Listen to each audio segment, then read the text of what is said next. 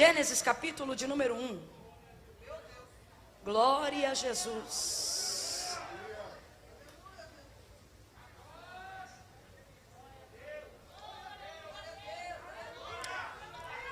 Versos 1 e 2 apenas. Você sabe até de cor.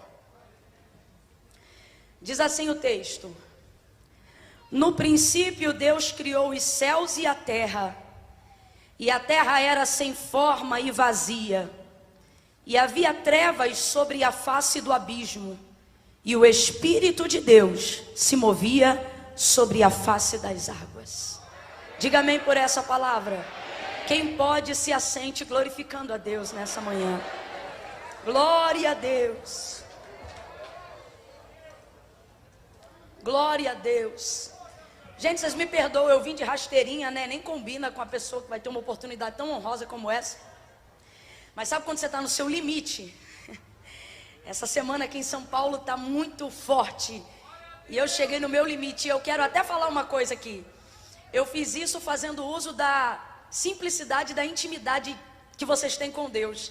Eu disse: Senhor, eu não estou aguentando mais. E aí, se eu for num salto qualquer coisa, a dor pode me roubar, né? Da concentração, do mover. E aí eu falei: Senhor, o Senhor me permite. E o Senhor falou comigo: pode ir, porque o meu povo é simples e não vai olhar para isso, sabe?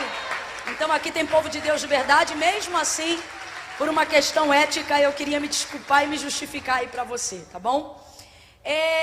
Eu ali com o Senhor e pedindo ao Senhor confirmação. Porque, irmãos, num culto como esse, sermão não basta. Não adianta você pegar um protocolo, um cronograma direitinho e dizer A, B e C, 2 mais 2 e 4, não. E pedindo de Deus ali uma confirmação, Deus então começou a usar o pastor, como de costume, e ele começou a repetir diversas vezes aqui uma palavra, que era a palavra que eu trouxe no meu coração, e eu estava pedindo de Deus confirmação, para saber se era a palavra desta manhã. E eu dizia: Senhor, é isto que eu vou ministrar? E o tempo todo ele repetindo: ambiente, ambiente, desfrute desse ambiente, aproveite este ambiente, imagine o que Deus não pode fazer nesse ambiente, o tempo todo. Porque a palavra que está queimando no meu coração é esta. Qual, Camila? Um Deus que nos convida a sermos arquitetos do nosso ambiente. O que é o arquiteto, gente? O arquiteto é quem projeta, não é? Quando você vai construir uma casa, né? Você chama um arquiteto, se você tiver condições, para que ele possa te dar uma noção de como aquele espaço pode ser realmente aproveitado. Quem aqui já viu, né, em rede social, aquelas imagens de antes e depois, vai entender com exatidão aquilo que eu estou falando. Você olha o antes e na sua capacidade humana, normal, sem essa aptidão, por exemplo, que tem o arquiteto, você até procura fazer o seu melhor. Eu vou botar um piso, eu vou pintar e tal. Aí de repente você chama um arquiteto, ele olha para o mesmo lugar que você está olhando, e ele consegue explorar aquele ambiente de formas que você não imagina, né? Deixa bonito, pega um espaço pequeno, deixa amplo, pega um espaço amplo e aconchega.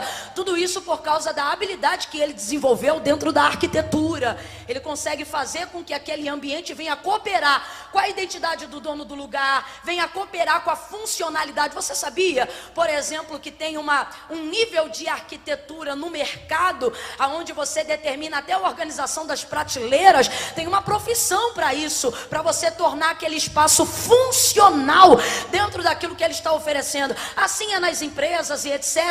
E tudo isso está na conta do arquiteto, né? É ele que tem esse know-how, esse currículo, essa habilidade. E aí, quando eu olho para essa profissão, eu vejo que de fato e de verdade o arquiteto do universo estabeleceu esse princípio para que nós pudéssemos ser funcionais dentro do ambiente que ele nos colocou.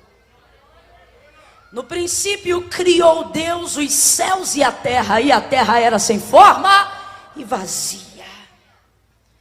Então veio o Senhor, que o Espírito já se movia sobre a face das águas, e agora vem Ele começar a criar na expansão do universo o ambiente que comportaria a nossa existência. Agora perceba, para Deus criar o homem, Ele fez isso muito rapidamente. A gente faz conta no tempo que conhecemos como apenas um dia. Deus separou um dia para criar o homem e fez ele em um dia. Massa informe, barro estrutura, mão, fôlego de vida, e o homem foi criado em quantos dias? Quantos dias? Agora, na criação dos céus e da terra, do universo, tudo que existe, tudo que há, como diz o autor da carta aos Hebreus, aí não foi um dia. Dentro do tempo Cronos, que a gente conhece, a gente data a criação como algo que Deus fez dentro do período de 6 dias. Então diga para mim, Deus levou mais tempo criando o homem ou o ambiente? O ambiente. Por que Deus dedicaria mais tempo ao ambiente? Porque está na hora da gente entender que nós somos o pináculo da criação de Deus, mas o ambiente tem o poder de determinar muito, muito, muito o propósito da nossa existência. Não dá para continuar ignorando o ambiente, e é difícil pregar isso aqui nessa manhã. E eu vou te dizer por que é difícil.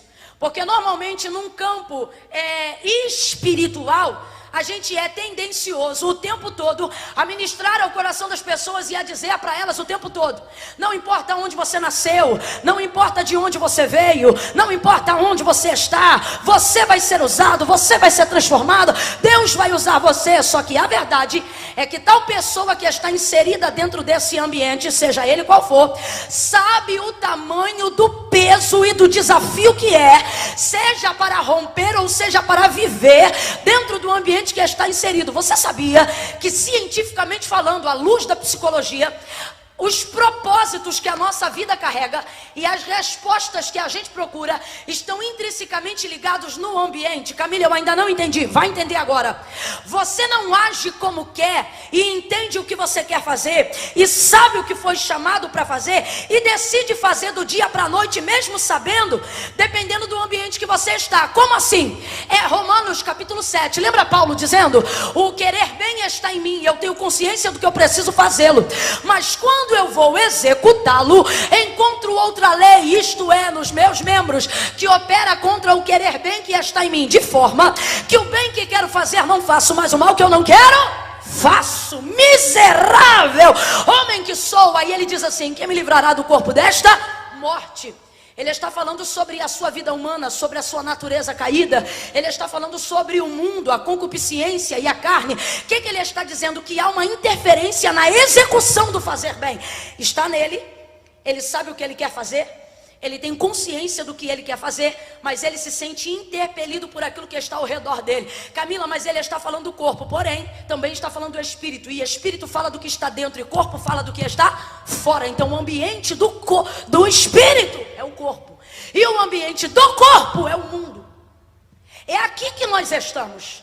Essa atmosfera é gloriosa, por isso nós desfrutamos desse ambiente. Mas depois que o culto acaba, você vai para sua casa, seja honesto, você não desfruta do mesmo ambiente. Não é igual ao que acontece aqui. As pessoas não estão ligadas no mesmo propósito como estão aqui. Aquilo que você vive no seu trabalho não é igual àquilo que acontece aqui. Este ambiente te projeta para um outro nível. Este ambiente te projeta para uma outra realidade. Este ambiente confronta a tua verdade. Este ambiente eleva o teu nível, a tua fé, o teu sonho, a tua crença, a tua força.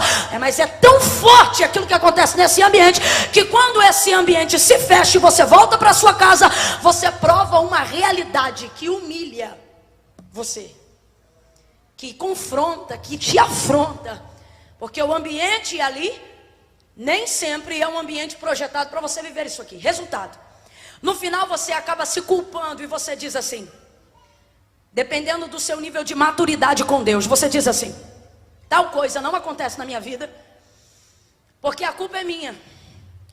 A gente aprendeu a botar a culpa toda na gente. E a desgraça de sermos culpados o tempo todo de tudo, sabe o que é? É que a culpa não nos move, ela nos paralisa. Se a culpa mexesse na nossa consciência de tal forma que a gente entendesse assim: sou culpado, e mudasse a nossa vida radicalmente, maravilha, que sentíssemos culpa todo dia. Mas não, a culpa é uma coisa e o arrependimento é outra. E o problema da gente se sentir culpado é que a culpa não move, ela te paralisa e não deixa você fazer mais nada. Tipo assim, você está 7 dias sem orar, aí se sente culpado por só orar na igreja, só abrir a Bíblia na igreja e não ter relacionamento com Deus em casa. Aí no teu coração você tem até desejo de orar, mas a culpa não deixa, porque a tua consciência diz assim: tu é mó sem vergonha, tá 7 dias sem falar com Deus, agora vai dobrar o joelho com Deus, vai começar a falar o quê? Aí escute. Aí você passa mais 7 dias. Parece que você tem que chegar no fundo do poço para começar a entender que realmente você vai se arrepender e humilhado vai chegar diante de Deus e vai dizer: Deus, eu queria até ser melhor. Eu queria chegar aqui e não ter que pedir perdão pelos mesmos pecados. Eu queria chegar aqui e não ter que te pedir para me ajudar a continuar fazendo as mesmas coisas. Eu queria ser um filho melhor, mas à medida que eu me afasto do Senhor por culpa, pior eu vou ficando, então eu venho culpado mesmo. Aí você começa a gerar arrependimento. E isso começa a mudar a sua realidade. Mas até que isso aconteça, a culpa te paralisa e te amarra de todas as formas possíveis e imagináveis. E por quê? Porque nós estamos acostumados a trazer a culpa para nós. Mas e se nessa manhã eu te disser que há uma comprovação da palavra e o que Deus está dizendo é: divida a culpa com o ambiente. Para quê? Para você aguentar levar seu fardo. Escute isso. Escute isso. Olhe para quem está do seu lado aí agora e diga: a culpa não é só sua. Não, vai, alivia ele. Quem me conhece, irmão, sabe que eu só prego isso aqui porque Deus está mandando. Aqui de vez em quando a gente, é mais o estilo João Batista. Mas tem dia que Deus diz: hoje você vai ministrar alívio. Olha para quem está do teu lado de novo e diga: a culpa não é só sua. A culpa também no ambiente. É muito difícil manter-se saudável emocionalmente, saudável espiritualmente, saudável intelectualmente, quando você precisa habitar em um ambiente que confronta tudo que você acredita, que discorda de tudo que você concorda, que nega tudo que você afirma. É muito difícil. E por que muitas vezes não conseguimos arquitetar o nosso ambiente? Por que muitas vezes não conseguimos mudar a realidade da nossa casa, da nossa empresa, da nossa vida espiritual, da nossa vida emocional? Porque a gente traz a culpa toda nossa. E acabamos paralisados. E Deus te trouxe hoje aqui para te dizer: você é meu filho, e assim como eu arquitetei o ambiente da sua existência, eu te dei domínio, governo e autoridade para arquitetar o ambiente da onde você está, da casa que você mora, do lugar que você trabalha, da igreja que você congrega. Há em você uma unção de governo para dominar sobre o ambiente que você nasceu. Escute isso. Nem sempre, na verdade nunca, a gente tem poder para escolher aonde nasce. Nunca. Você não tem poder para determinar aonde vai nascer. Você não tem poder para determinar o ambiente que você vai nascer. Mas sempre Deus te dará poder para governar sobre o ambiente que você nasceu. Foi isso que ele fez com Adão depois da criação. Foi isso que ele fez com Adão depois da criação. Primeira coisa, o homem veio depois e a criação do universo veio antes. Será que você não entende que isso comunica da parte de Deus um princípio para a nossa vida? Qual, Camila? Deus não usou mais tempo criando o universo e depois criando a gente, porque nós somos menos importantes. Pelo contrário, o salmista afirma que nós somos o pináculo da criação de Deus. O texto diz assim: pouco menor do que os anjos o fizeste, mas de glória o vestiste e o coroaste. Você é o pináculo da criação de Deus. Deus ama você mais do que ama o Monte Everest. Deus ama você mais do que ama as 7 maravilhas do mundo. Para Deus, o propósito da terra só consiste na sua existência. Se você não morasse aqui. Prova do que eu estou dizendo me diga, quantos habitantes moram em Marte? Quantos habitantes moram em Saturno? Quantos habitantes povoam outros planetas que são conhecidos nossos? Nenhum. Tem gente aí que está achando em ET. Eu estou falando de habitante. Nenhum. Deus não diz assim, olha, quando envia Cristo, e Deus amou as galáxias. Não, olha só, Deus amou o mundo, ou a ideia que nós temos de mundo. E ele não estava falando das coisas, ele estava falando das pessoas, de tal maneira que deu o seu Filho unigênito, para que todo aquele que nele crê não pereça, mas tenha vida eterna. Você é o propósito que atende a vida de Deus na terra. Escute o que eu estou lhe dizendo. Você é tão mais importante do que tudo que está à sua volta, tão mais importante do que tudo que está à sua volta, que o texto vai dizer, segundo o relato do profeta Isaías, é o próprio Deus dizendo que o Senhor, ele descansa depois de haver criado tudo. Está aqui no livro do Gênesis. Depois de haver feito todas as coisas, no 7º dia Deus. No 7º dia Deus. Mas aí o relato do profeta Isaías agora vai trazer um termo dizendo assim: porque desde a antiguidade com o ouvido não se ouviu, E desde a antiguidade com o olho não se viu. Por que não diz desde sempre? Diz desde antigamente. Porque Deus fez sol e descansou, fez lua e descansou, fez mares, oceanos, animais e descansou. Mas depois de haver criado o homem,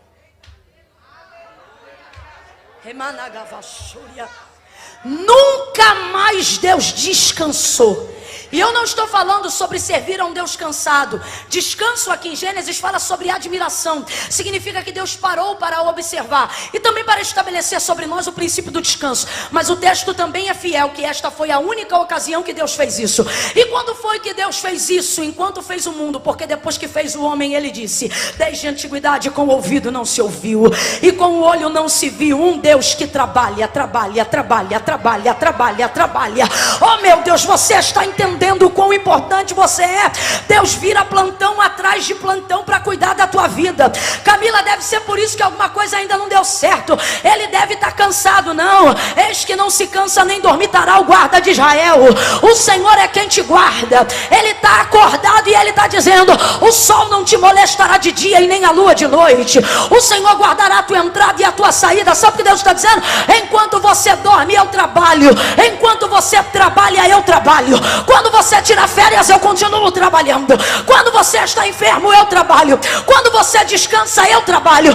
Enquanto você se diverte, eu trabalho. Camila, e ele não se cansa, não se cansa. Jeremias viu, Ezequiel viu, Isaías viu, Daniel viu, João na ilha de Patmos viu. Viu o que? Todos eles em tempos diferentes viram a mesma coisa. Viram um Deus cuja imagem de glória revelada ressalta um homem que tem olhos como chama de fogo. Sabe por que o texto diz isso? O texto faz alusão a um Deus que não tem pálpebras. Quando o texto diz que Deus não pisca, é a alusão de um Deus que tem olhos como chama de fogo. Ezequiel viu uma roda, mais de 52 olhos, e ele disse: os olhos do Senhor passeiam sobre toda a terra.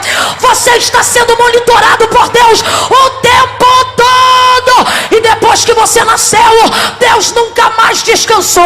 Ele fez sol e descansou, fez lua e descansou, oceanos e descansou, mas nunca mais parou para descansar. Porque a alegria dele é cuidar de você, é cuidar da tua casa, é cuidar da tua vida, é cuidar da tua família. Pegue na mão de alguém agora e diga: ele está trabalhando, ele está trabalhando, ele está trabalhando, ele está trabalhando. Jesus agora vem e diz assim: eu vou para o céu, vou voltar para o meu Pai. E a gente cresce a vida inteira dizendo que o céu é lugar de descanso. Céu é lugar de... Jesus está dizendo para vocês: porque eu vou para o meu Pai. Aí Felipe diz assim: por que o senhor vai para lá? Ele diz assim: porque meu Pai trabalha até agora. E eu também trabalho. Então eu vou para o meu Pai. Para quê? Para trabalhar.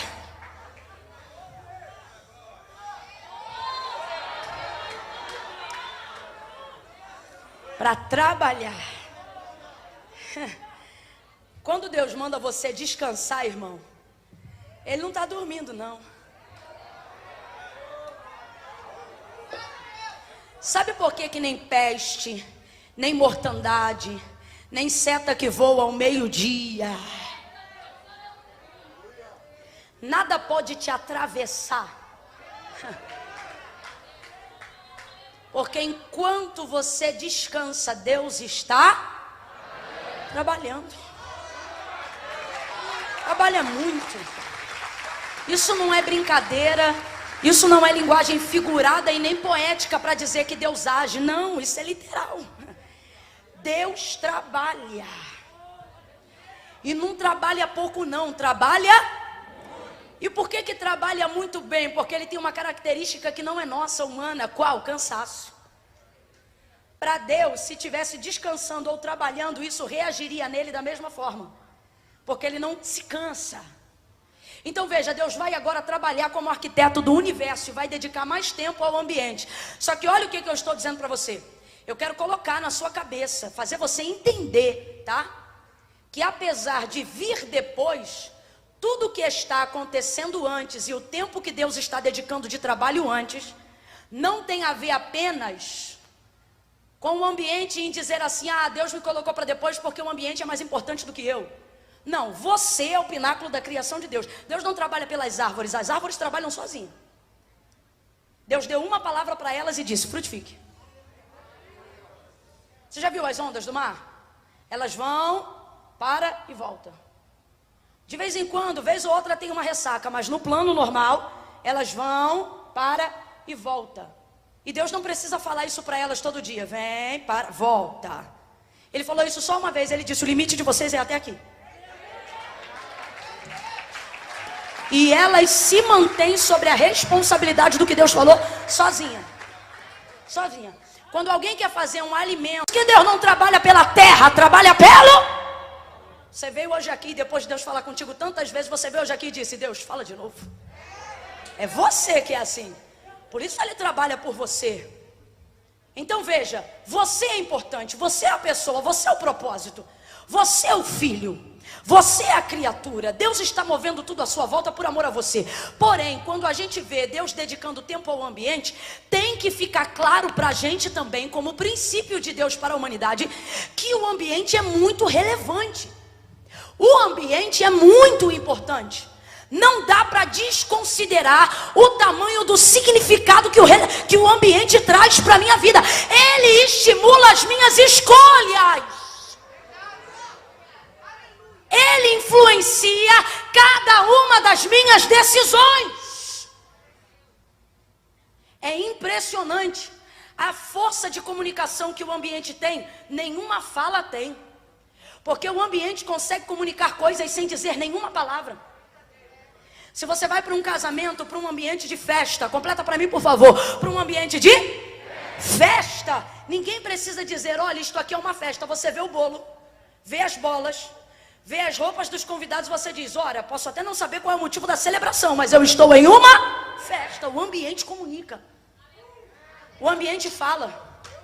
Você não precisa ser altamente espiritual. Eu não estou falando sobre discernir o ambiente. Eu estou falando sobre a comunicação de cara do ambiente.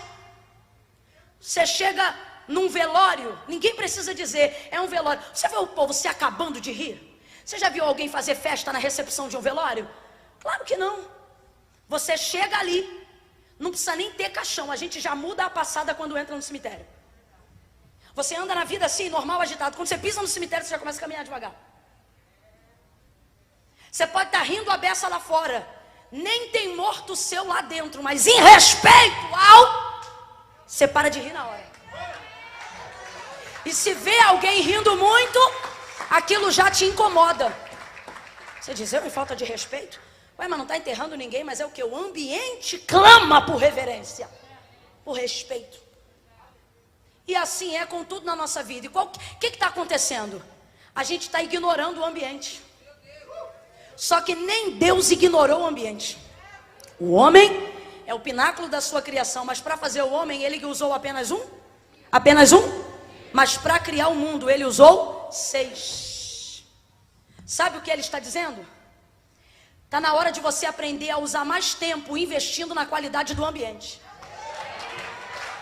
Está na hora de você entender. Está na hora de você entender que mais do que ficar espiritualizando tua vida com Deus, está na hora de você usar tempo para executar um ambiente que atrai a presença de Deus para esse lugar. O povo, quando vinha receber a glória de Deus e Moisés diante do tabernáculo, eles não determinavam para Deus um dia e uma hora, eles se preocupavam apenas em preparar o... Deus ia chegar quando o ambiente estivesse pronto. Eles não precisavam dizer, Deus, vem aqui agora, ou Deus, agora está tudo pronto. Não, à medida com que eles preparavam o ambiente, aquilo comunicava o que Deus iria fazer. Deus está dizendo, e se eu te disser que o ambiente tem mais poder do que as coisas que você tem falado dentro dele?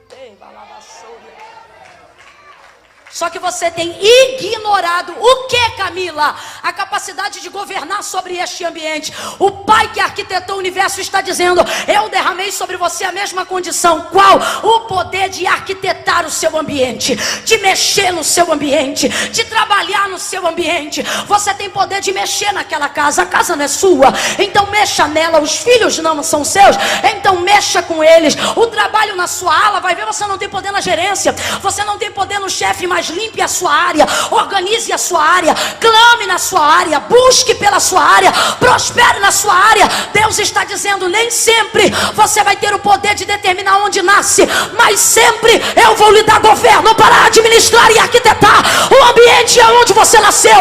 Então pare de ignorar o ambiente.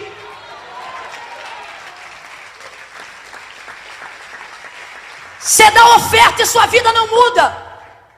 Por que não muda? Porque você botou tijolo para amparar sofá velho. O ambiente da tua casa chama a pobreza.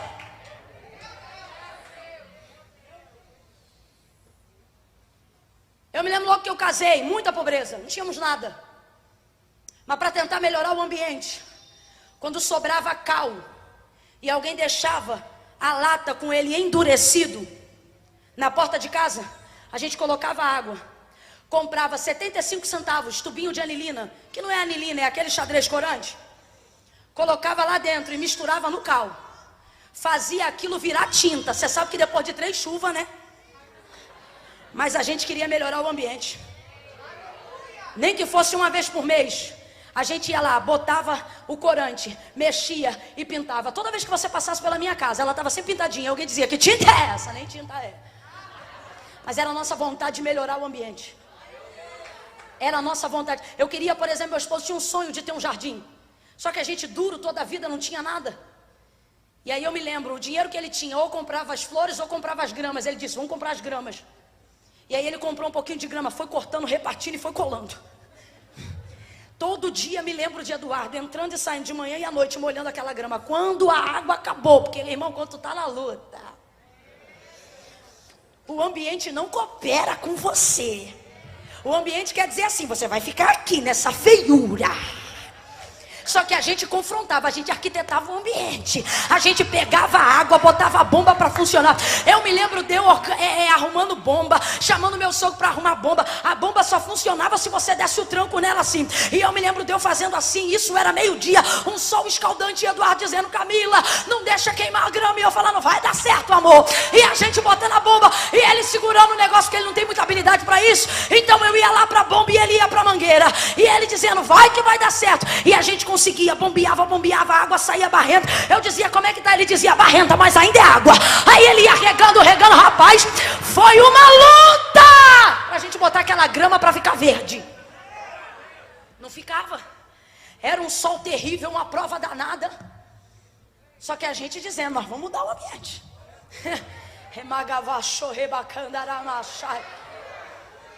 Meu primeiro carro era horrível, quebrava toda hora, era luta. Irmão, no dia que a gente conseguiu vender ele, depois de muita campanha e oração, quando a gente entregou a chave pro cara, a gente correu. Como quem diz: meu Deus, não deixa ele desistir, ajuda ele. E depois de vendido, ainda orava um bocado de tempo: Jesus, não deixa acontecer nada, não quero ver esse homem nunca mais nesse carro. Mas mesmo assim, em condições difíceis, vazando óleo, tantos problemas, a gente limpava o carro direto. Ia sair, limpava o carro. Ia chegar, limpava o carro. O pastor disse aqui: ser fiel no... Mas você não quer mudar o ambiente, porque você quer espiritualizar tudo, dizendo: no dia que Deus vier, no dia que Deus quiser, no dia que Deus fizer. E Deus está dizendo: no dia que você começar a mexer, no dia que você começar a fazer alguma coisa, mesmo antes de eu não ter feito nada ainda, no dia que você entender que o ambiente estimula as suas decisões, você vai começar a mexer nele. Aí, Camila, eu não estou entendendo. Vai entender agora. Deus está dizendo: mexe no ambiente que eu mexo em você. Mexe no ambiente que eu vou ver a tua motivação. Mexe no ambiente que eu vou ver o teu interesse. Mexe no ambiente que eu vou ver a tua disposição. Pastora Viviane já falou aqui, e eu celebrei demais nessa palavra. Ela disse: Deus não dá sonho para quem não trabalha. Tem que ter trabalho. Trabalho. Deus vai usar mais tempo na arquitetura do ambiente, porque Ele sabe que isso é muito relevante no propósito da vida do homem.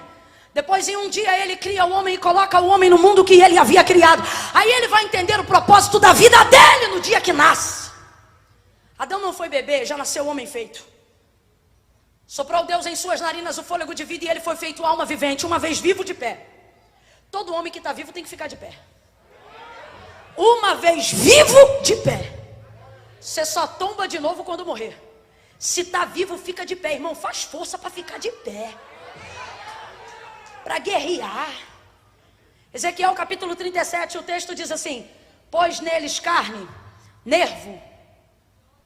E então, naquele vale que estava cheio de ossos secos, virou um campo de mortos. Porque eles tinham carne, tinham nervos, mas não tinham de vida. Não tinham.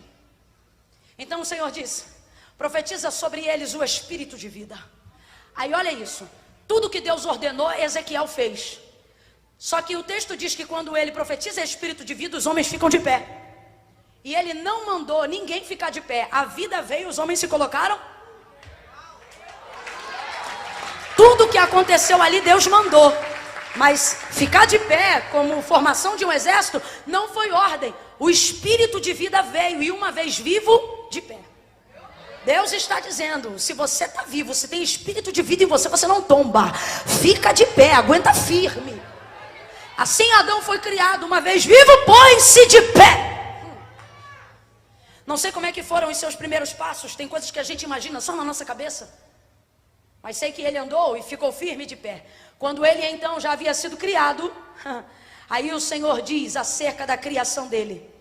O Senhor diz para ele: agora a terra é sua, domine sobre ela, multiplique e seja fecundo. Domine sobre ela, multiplique e seja fecundo. Presta atenção. Não importa quem veio antes ou veio depois, o importante é quem vai vir sobre. Você diz: Camila, eu vejo Deus usando tanto tempo para cuidar do que está da minha volta, que parece que Deus está gastando mais tempo cuidando das coisas que estão à minha volta do que cuidando de mim pessoalmente. Sim, não é impressão, é uma realidade. Deus primeiro está costurando todo o propósito em volta. Deus primeiro está cuidando de tudo que vai te cercar. Para quê? Para quando te colocar no meio disso, você está preparado para governar, para administrar. Você está autorizado para decidir o que fazer com aquilo que Ele colocou na tua mão. Então a impressão que às vezes a gente tem é: Deus está movendo em tudo, menos na gente. Não é só impressão, é uma realidade. Deus está dizendo: eu estou preparando esse ambiente para você. Eu estou preparando esse ambiente para receber você. Quando o homem vem, Deus determina para ele aquilo que ele deve fazer. Ali ele encontra o propósito da sua vida. O ambiente dá a Adão funcionalidade na sua existência.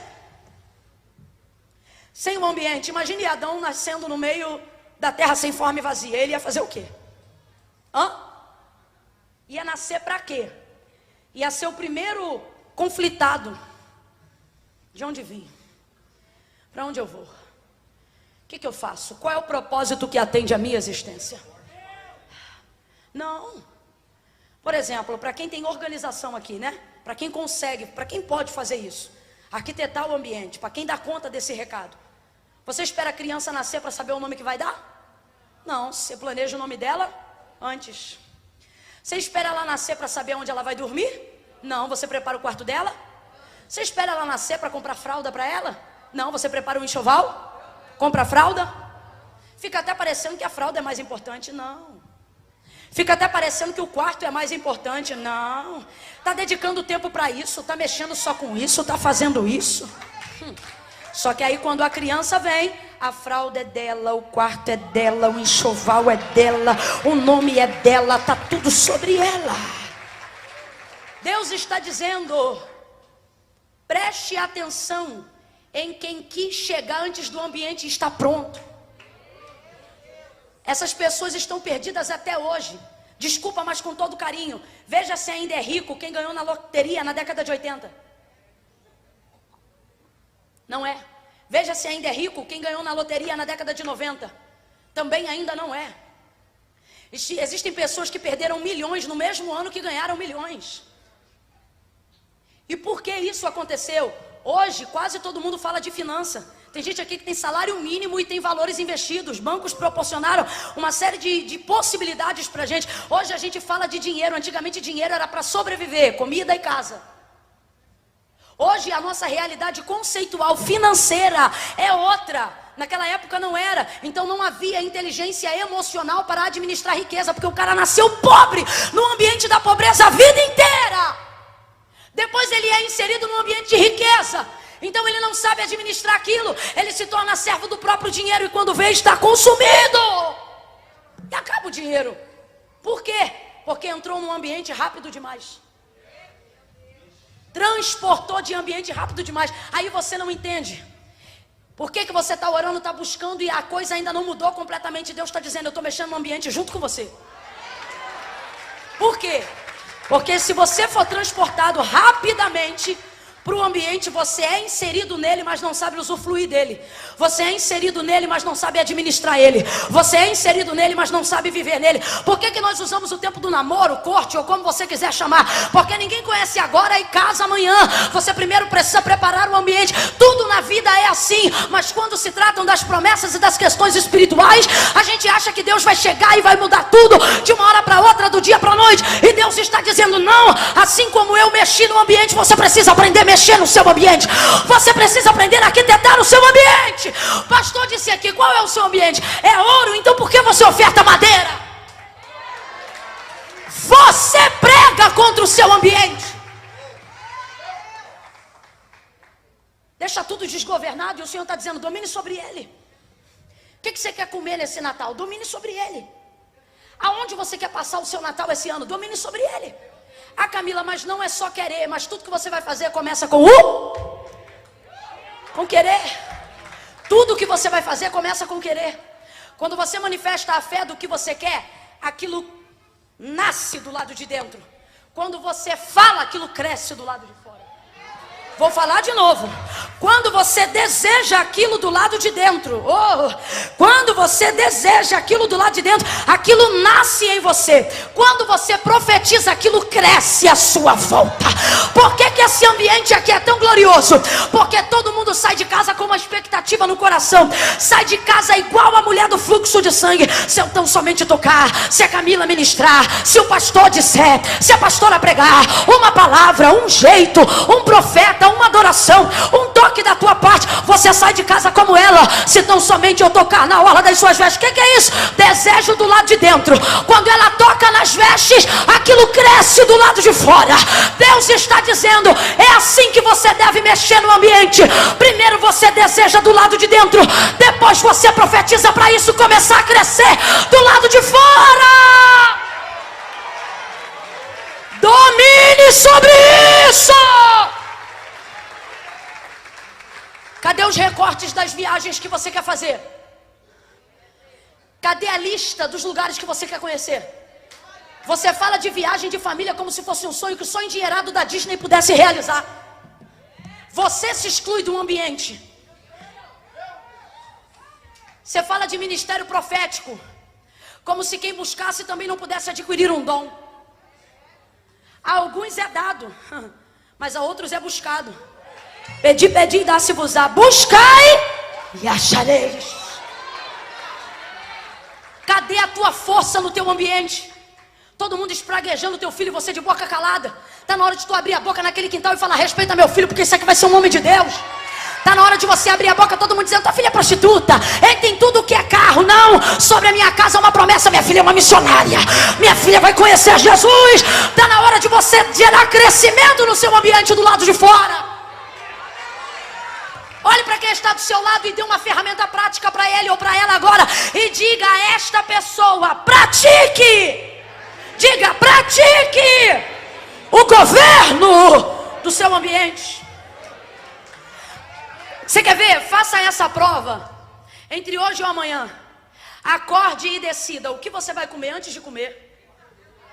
Decida a roupa que você vai vestir no dia anterior.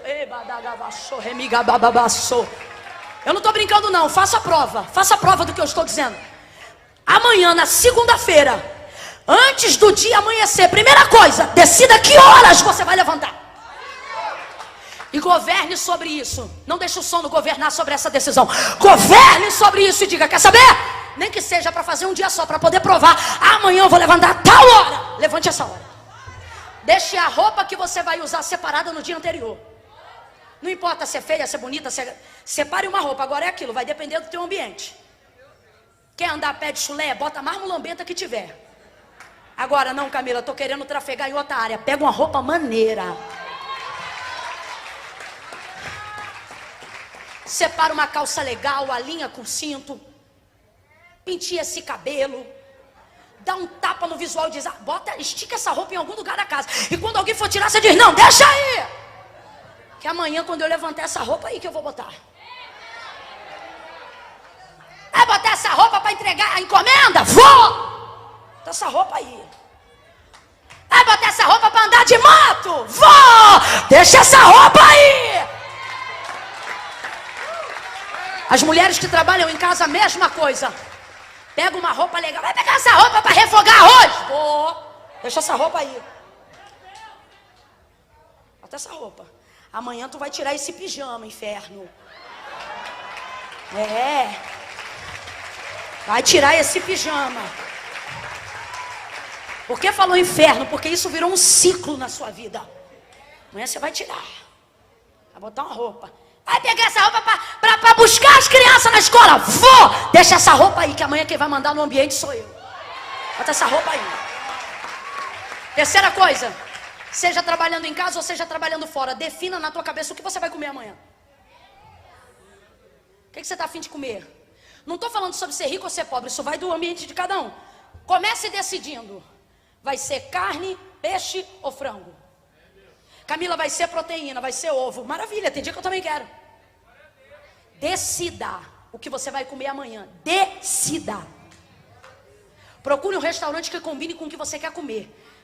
Compre a quentinha que combina com o que você decidiu comer. E se for trabalhar em casa, faça a comida que você decidiu comer. Prepare o ambiente. Decida amanhã o horário que você vai fazer a sua devocional para Deus. Não é obrigado a fazer de manhã, o melhor que seja de manhã. Mas escolha um horário onde você vai cumprir e governe sobre ele. Não interessa se tem alarme, se visita chegou em casa, segura aí um pouquinho, é que eu tenho que ir ali orar. Mas eu acabei de chegar, pois é, mas é que hoje eu vou governar o ambiente, segura aí. Vai lá e ora. Vai lá e dobra o joelho e ora. Fala com Deus. Dedica hinos para Deus, volta. E o que mais você tiver que fazer que está protelando, decida sobre isso amanhã. Camila, eu não tenho mais nada não, vou ficar só com o que você falou, que para mim já é o bastante. Só de acordar cedo eu já vou derrubar um demônio. Então, faça isso. Porque Deus quer te provar que o que nós estamos pregando aqui não é brincadeira nem entretenimento para culto. Ainda tem mais 2 hoje, a gente não tem tempo para isso não. A gente está aqui para poder te provar que há uma realidade bíblica. E que ao invés de você ficar tentando o tempo todo levar a terra para o céu, essa não é a proposta de Deus. Deus está dizendo, eu te dei poder para trazer o céu para a terra. Então comece a governar sobre o ambiente que você está. Eu encerro aqui trazendo alguns exemplos muito práticos daquilo que Deus está falando. Por quê? Eu não quero você só avivado aqui, irmão. Eu quero que amanhã você pratique. Para que a sua casa seja forte sobre a rocha. Os profetas usavam mais tempo cuidando do ambiente do que fazendo clamor. Sabe por que a gente empenha muito tempo no clamor? Porque a gente não cuida do ambiente. Entra num ambiente como esse de glória. Tu não precisa ficar amarrado na campanha, na oração. O cara libera uma palavra, bum, acontece. O outro libera uma mensagem, pum, acontece. O ambiente está tão pronto que você não precisa forçar. Você vem, pum, tá pronto. Por quê? Ambiente. Os profetas sabiam disso. Você quer ver? Tempo de apostasia.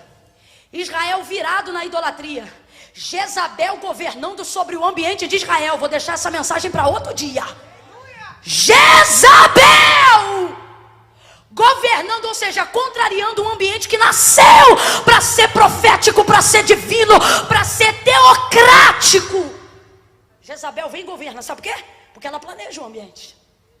Ela mexeu no ambiente de Israel de tal forma que ela pegou aquilo que era cultural e mudou para fazer como ela queria. Jezabel governa sobre o ambiente de Israel, mas tem profeta na terra. Elias não vai deixar. Elias vai mostrar que o governo do ambiente está na mão de Israel. Aí ele vem. Olha isso. Israel tudo requenguela. todo mundo fraco, manco na fé. Aí ele diz assim: vamos então fazer aqui um desafio.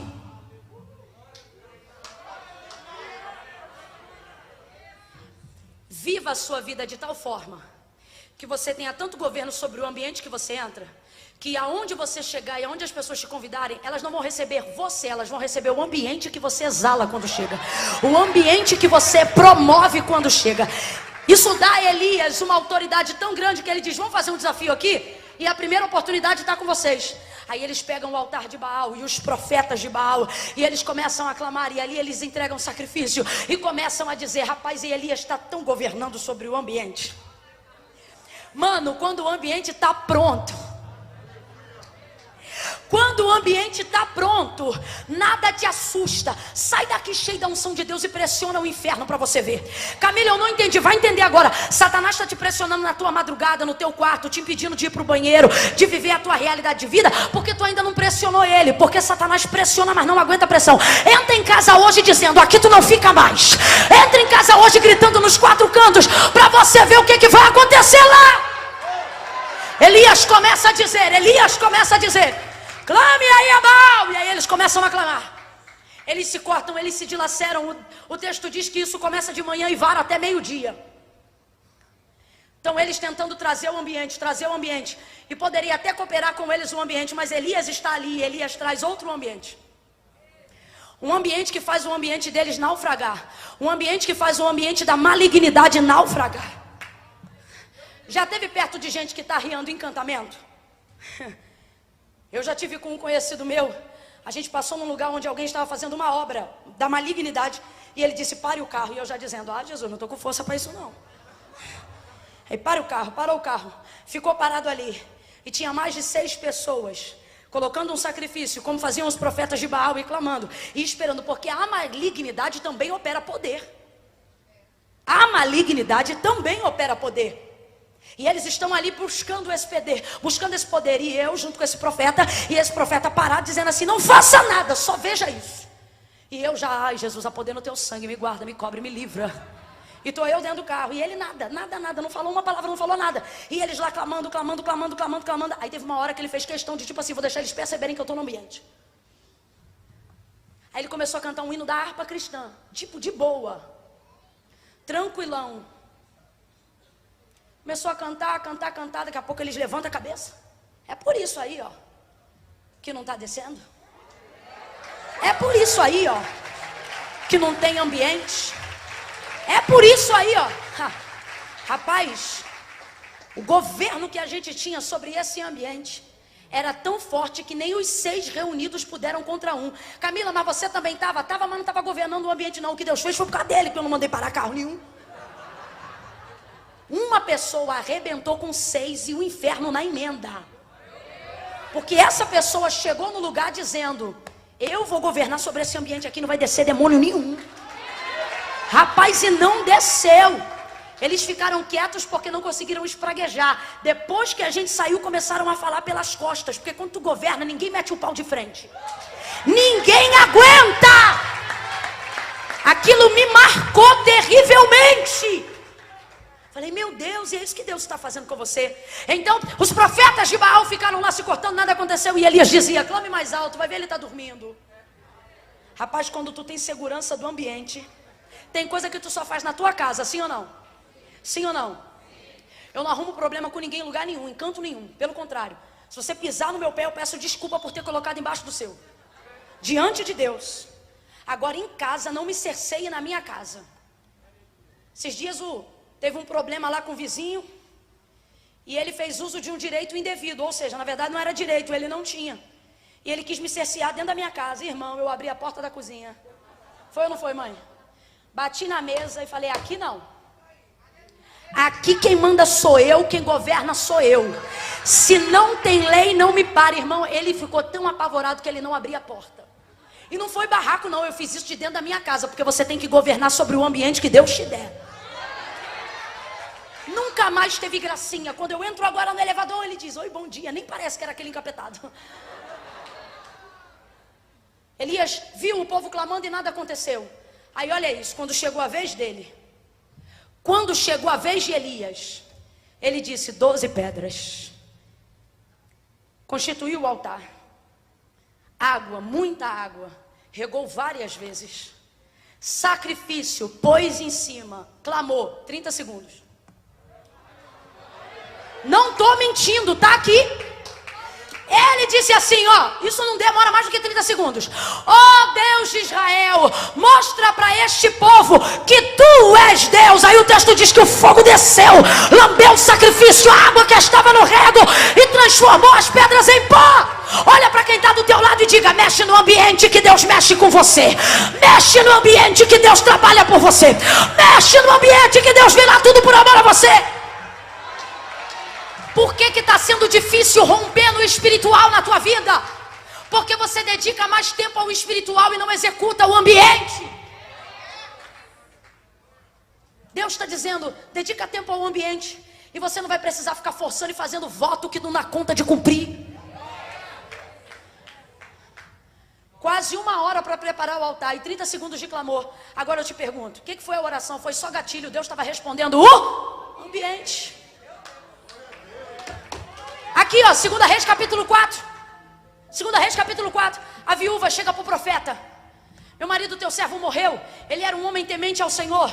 E agora o credor está à porta a levar-me os meus 2 filhos como pagamento da dívida. Ele diz, declara-me o que tens. Tua serva não tem nada, a não ser uma botija de azeite. Olha ele, prepara o ambiente. Camila, ele não falou isso não. Ele não falou, ele fez. Olha o que ele disse. Vai, pede vasos emprestados. Não poucos, mas muitos, vasilhas, vasilhames. Vai, prepara o ambiente. Coloca tudo dentro da tua casa, mas vai para o teu quarto. Coloca os vasos dentro do quarto. Entra com os teus filhos. Fecha a porta por detrás de ti, os teus filhos.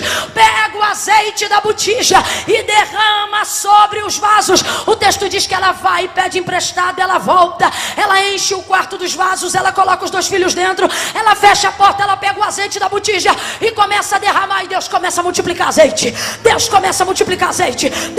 Ela não fez uma oração.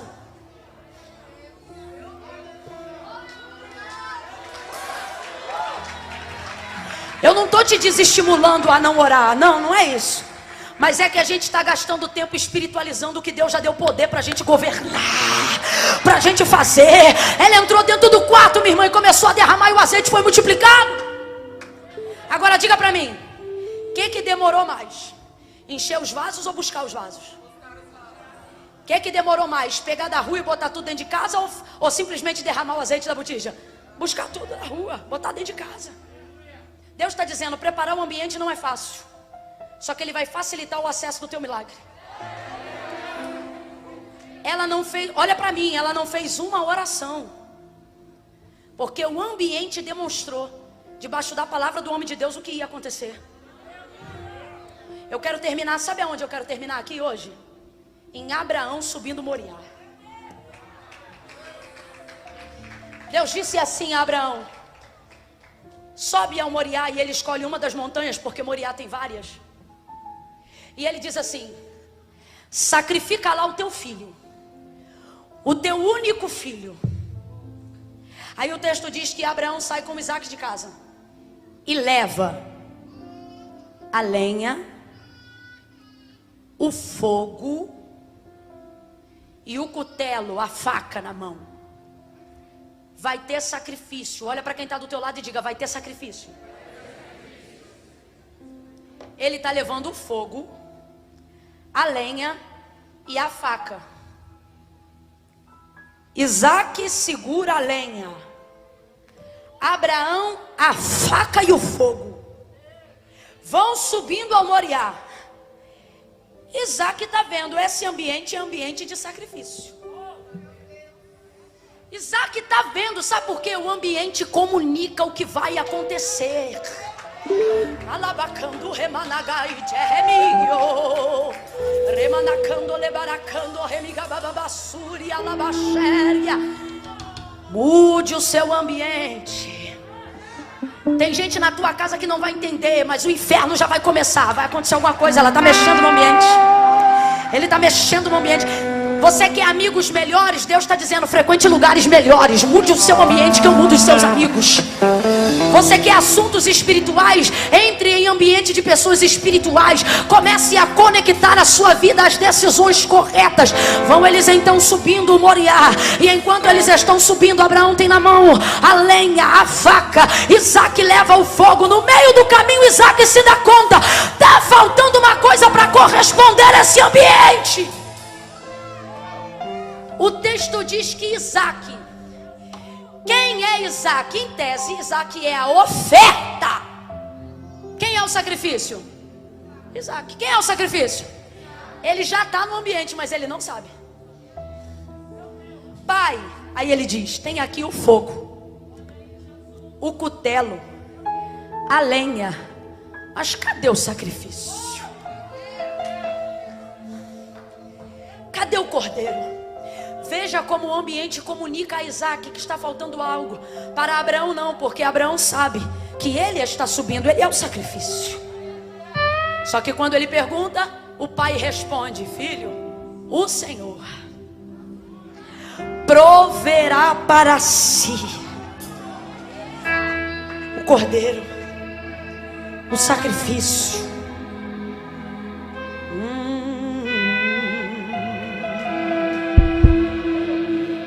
Maracala, chore, candore, barabaha.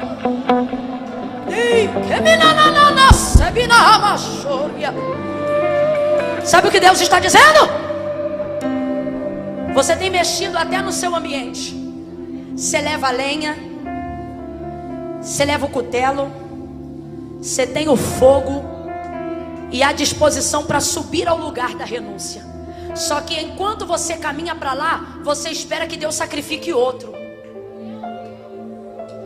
Você espera que Deus levante outro, que Deus use outro. E o Senhor está dizendo: sabe quando eu vou te surpreender? Quando você não ficar surpreso de saber que o sacrifício é você. Você é a parte do ambiente que completa a operação de Deus. Você é o que Deus quer nesse sacrifício. Aí olha isso, presta atenção. Deus disse que queria receber Isaac para que Abraão provasse no seu coração que Deus é o único da vida dele, o primeiro lugar. Eu imagino que Deus pediu isso porque Abraão ficou tão alegre com a realização de Isaac, que em algum momento começou a colocar Isaac no lugar que não deveria. Porque o lugar que Deus ocupa é o primeiro. Se não for o primeiro, ele não fica em nenhum outro.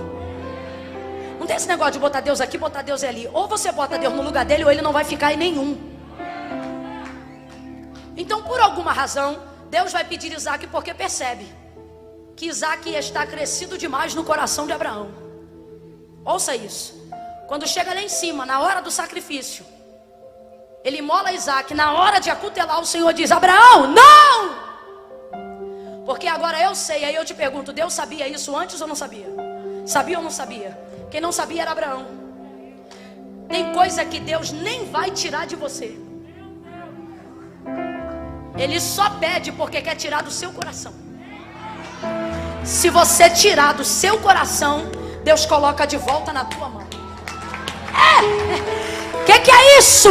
Se você parar de dar glória para isso, se você parar de se envolver com isso, pare de olhar para pessoas que você ama e dizer: você é o ar que eu respiro.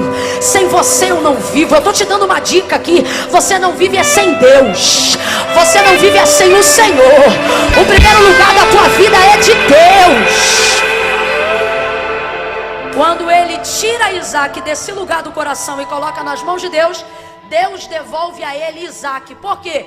Porque Deus não quer tirar essa bênção da sua mão. Deus só quer organizar o lugar que ela vai ocupar no céu, sempre abaixo dele. Quando Abraão corrige isso, Deus então entrega o cordeiro. Sabe por quê? Deus nunca vai deixar o ambiente que você prepara ficar vazado. Vamos lá, para a gente encerrar. Quem era o sacrifício? Deus pediu quem? Então tinha o fogo, tinha a lenha e também quem estava ali? Isaac. Mas na hora Deus falou não.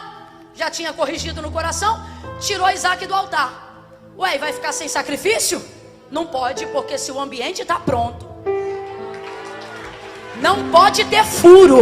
Olha para quem está do teu lado e diga: Deus não vai dar furo no teu ambiente. Não vai. teu ambiente não vai ficar falhado, defasado. Não é uma festa que você prepara e em cima da hora o aniversariante diz que não vai vir. Não é um almoço que você prepara e em cima da hora o visitante diz: olha, eu tive um acidente, não vou poder chegar.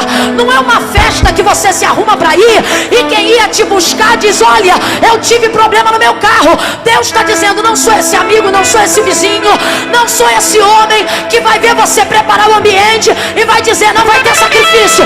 Deus está dizendo: se você preparar o ambiente, se você levar a lenha, se você levar o fogo, se você levar o cutelo, eu vou levar o sacrifício. Eu não vou frustrar o seu ambiente. Seu ambiente não vai ficar frustrado.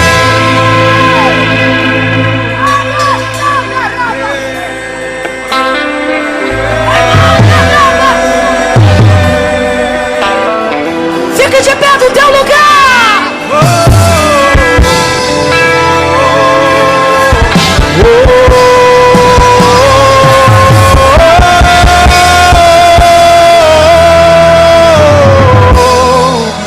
Espírito, Espírito, Prepare o ambiente, igreja. que desce como fogo, vem como em Pentecostes e enche-me de novo. Escute isso. Não havia absolutamente nenhum lugar que Jesus chegasse sem que antes alguém preparasse para ele o ambiente. Escute isso, por favor. Se você não ouviu nada do que eu disse, ouça isso. Se você ouviu tudo que já foi dito, acrescente isso. Ele disse assim, o Senhor, pela boca do profeta Isaías: voz que clama no deserto, prepara o caminho do Senhor. Sabe o que ele está dizendo? João Batista era a voz que ia na frente. Para quê? Para preparar o... Ele dizia no deserto: arrependei-vos, porque é chegado o reino de Deus. Preparava tudo. Ele preparou o ambiente tão bem, configurando a existência de Cristo, que chegaram a olhar para ele e a dizerem: tu és o Cristo. De tão claro que ele deixou o ambiente. Ele disse: não sou. Aí um dia está ele pregando, quem vem chegando? O que vai governar sobre o ambiente. Aí ele disse: tá aí, ó, é ele. Eu vos batizo com água para arrependimento. Sabe o que ele está dizendo? Eu preparo o ambiente. Quem responde o ambiente é esse aí, ó. Ele vos batizará com fogo. Escute isso. Quando Jesus foi celebrar a ceia, ele disse aos discípulos: vão na frente. Sabe o que isso significa? Preparem o... Chega lá, eu respondo. Quando Elias fez o altar, sabe o que ele está dizendo? Eu vou preparar o ambiente. Porque Deus não responde só a pessoas, Deus responde a... Quando a mulher colocou os vasos dentro de casa, isso era a palavra do profeta, era Deus respondendo ao... Ela não fez nenhuma oração. Quando a mulher do fluxo de sangue pegou o que queria sem pedir e não foi roubo, era Deus respondendo o que ela preparou antes de sair de casa. Ok? Quem está acompanhando, diga amém. Em Atos dos Apóstolos, capítulo 1, quando Jesus volta para o céu, o texto diz assim, que ele começou a subir e a sumir entre as nuvens. Nesse dia se cumpriu o salmo messiânico. Camila, o que é salmo messiânico? É tudo que os profetas ou os homens de Deus antes de Cristo falavam sobre eles. Ou seja, era a gente que preparava o que a gente ia ouvir para estar pronto no ambiente para Deus responder. Então o que é salmo messiânico? É Davi, por exemplo, falando de Jesus antes dele nascer. Olha o que o salmo messiânico diz: levantai, ó portas, as vossas cabeças, levantai, ó portais eternos, para que entre o Rei da Glória. Quem é este, o Rei da Glória? O porteiro pergunta. Por que o porteiro pergunta? Porque quando Cristo veio de lá, não saiu pela porta, entrou pelo ventre de Maria. Só que agora ele vai voltar pela porta da frente. Porque aquele que venceu o pecado e o mundo volta pela porta da frente. Quando ele vai entrando, o porteiro nunca abriu o portão. Então ele diz: quem é este, o Rei da Glória? Aí olha quem fala. Quem fala não é Cristo. Segundo o salmo messiânico de Davi, quem anuncia a entrada de Cristo são os anjos. Uma comitiva angelical vai na frente dele, preparando-o. Porque Deus não pede para abrir porta. Quando ele entra, a porta tem que estar aberta. Aí vai os anjos diante dele, dizendo: levantai, ó portas, as vossas cabeças, levantai, ó moradas eternas, para que entre o Rei da Glória. E o porteiro está querendo dizer: se não falar quem é, eu não abro a porta. Quem é este, o Rei da Glória? O Senhor poderoso na batalha. O que isso significa em Atos? Aquele que venceu o pecado, a morte e o mundo. Ele é o Rei da Glória. Levantai, ó portas, as vossas cabeças, levantai, ó portais eternos, para que entre o Rei da Glória. O portão se abre. Ah, Camila, que bonitinho, que poético. Poético? Atos 1, isso vai acontecer. O texto diz que os anjos descem, param ao lado de Cristo. Período da quarentena após a ressurreição. Atos 1. Cristo sobe diante dos olhos dos seus discípulos e de quem estava presente. Começa a subir. Começa a subir. O texto diz que os anjos que vieram estão voltando com ele. E eles vão à frente e adiante dele. Para quê? Para dizer: levantai, ó portas, as vossas cabeças. Levantar, preparar o ambiente da entrada. Um anjo que deveria ter ido fica. Está lá em Atos 1. Porque os homens estão maravilhados, olhando para o céu, dizendo, pensando: olha, Cristo não foi espírito, foi carne. E foi, ó, glorificando. Aí todos os homens estão olhando e ficam parados. Jesus sumiu entre as nuvens. Sumiu. Tão alto foi que sumiu. Não vem mais ele. Um anjo que fazia parte da comitiva não sobe. Está lá em Atos. Ele fica. Para do lado dos homens e diz: varões galileus, que é que estáis olhando para as alturas? Para que é? A gente nunca viu um homem subir sem corda. Porventura não sabeis, disse o anjo, que o mesmo Cristo que agora entre as nuvens viste subir e sumir, por entre essas nuvens com alarido de glória descerá. Escute, escute. O texto diz que os homens, ao ouvirem isso, saíram dali e não foram dormir, não foram comer. Quando eles ouviram do anjo, o anjo dizendo, nas entrelinhas: ele voa, ele voa. Eles não foram dormir, não foram comer, não foram passear, foram preparar, foram orar. E ali em Atos, você vai ver a primeira reunião do que nós chamamos de igreja primitiva. Porque ali eles começaram a criar um ambiente. Foi a primeira vez que eles se reuniram como igreja do Senhor. Sabe por que a gente está aqui preparando o... Não tem ambiente que você prepare que Deus não responda. Se esse ambiente é para a glória dele, todo o ambiente que você preparar, Deus vai responder. Seja com azeite, seja com fogo, seja com presença.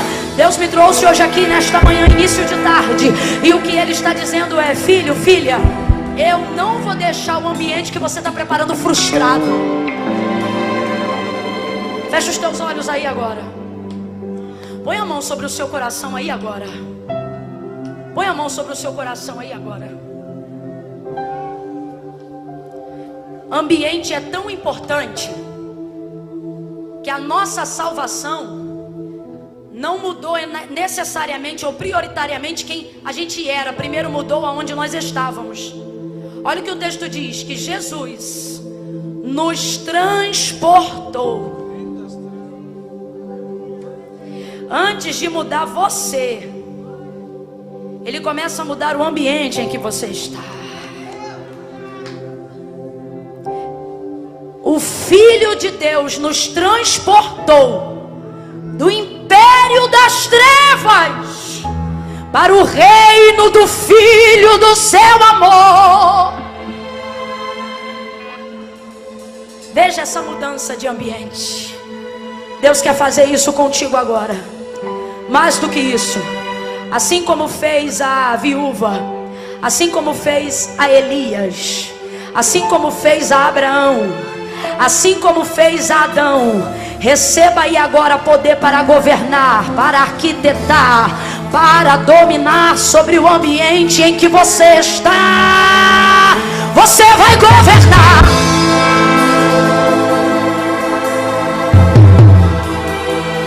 Você vai dominar.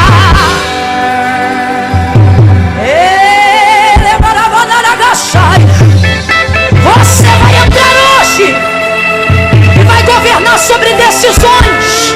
Decida amanhã a roupa que você vai usar, a hora que você vai acordar, a comida que você vai comer. E isso será por sinal para edificar a tua fé. Deus vai começar a dizer: eu te dei autoridade para dominar, eu te dei poder para arquitetar, eu te dei unção para governar. Pai, em nome de Jesus eu oro agora. Aonde houver alguém ao alcance da voz profética, alcança essa pessoa com esta palavra e transforma o mundo dela, transforma a realidade dela. Cumpre na nossa vida o que tu disseste para Paulo: não vos conformeis com este mundo, mas transformai-vos, transformai-vos, transformai-vos, transformai-vos pela renovação do vosso entendimento. Em nome de Jesus, Pai, sobre essa palavra, Senhor, eu te peço que hajam testemunhos de ambientes que foram completamente transformados e arquitetados para a honra e glória do teu nome. Faça assim na vida dele, faça assim na vida dela. Nós te clamamos e te pedimos por isso. Nós te suplicamos, faça isso também na minha vida, em nome de Jesus. Quem concorda, diga: aplauda o dono do ambiente. Eu profetizo vida sobre tua vida, bênção no teu ministério, milagre sobre você. Eu profetizo